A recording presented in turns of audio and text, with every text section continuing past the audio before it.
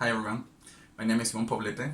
This video intends to give a short introduction to what is the SPQR model and code for the simulation of RNA structures. For that purpose, we have to introduce certain concepts first. The first one is about what are molecular dynamic simulations. The second is about coarse-grained models, and the third is about some basic concepts about RNA. Why is it so important? Why is it so interesting to simulate? And what kind of features can be simulated with our model. So let's begin. So about molecular simulations. For studying phenomena at atomistic level, we treat atoms as point particles.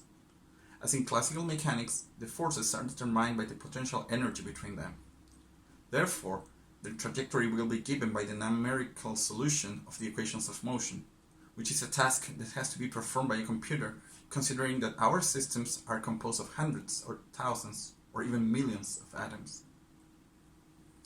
In particular, in macromolecular simulations, we can observe certain phenomena such as phase transitions or macromolecular folding.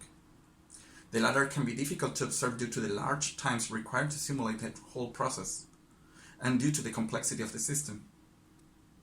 So we can build simpler models to study this phenomena. Coarse-grained models are molecular models done simpler. We simply replace a set of atoms by a bead and design interactions between these beads to behave as the original system. For example, we could replace a water molecule by a bead located at its center of mass. If we reduce the number of effective atoms to treat, we are able to simulate larger systems for longer times. However, there is no unique way to design these interactions, and one must know a priori which features of the system we want to reproduce. But that's another subject, actually. It's a topic by itself. Now let's go to RNA. Why RNA is so interesting? Let's say that the central dogma of molecular biology assigns an important but not so exciting role to the RNA molecule. As we know, the genetic information is stored in the DNA. RNA only carries the message from here to the ribosome, where the information is translated to synthesize the corresponding amino acid sequence. And the product from this is therefore a protein, which will perform functions of vital importance to the cell. Nevertheless, it has been found during the last decades that not all RNA covers a message. In fact, most of it can regulate the synthesis of proteins, or it can simply not reach the ribosome and perform a function by itself. So it is super important to understand and model its structure to understand these functions. And the structure is basically as follows. RNA is a chain composed by a backbone of sugar rings and phosphate groups, and a nitrogenous base attached to it, which can be adenine, uracil, cytosine, and guanine.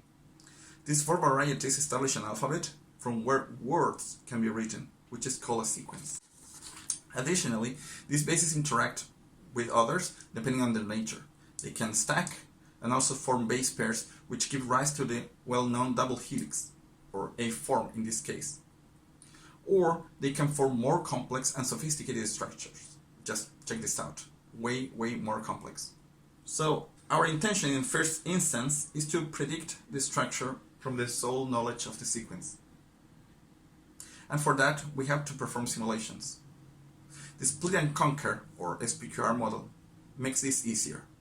In this case, each nucleotide is represented by two particles, while introducing effective interactions which mimic stacking and all the types of base pairs, among others. These simulations will be much more efficient than an all-atom molecular simulation and reasonably faithful due to the inclusion of almost all the types of interactions that can be found in these molecules. In this program, you will be able to simulate and explore the conformations of the sequence that you introduce there, and to help us to understand better how RNA behaves at a nucleotide level. Try it and enjoy it. Thanks.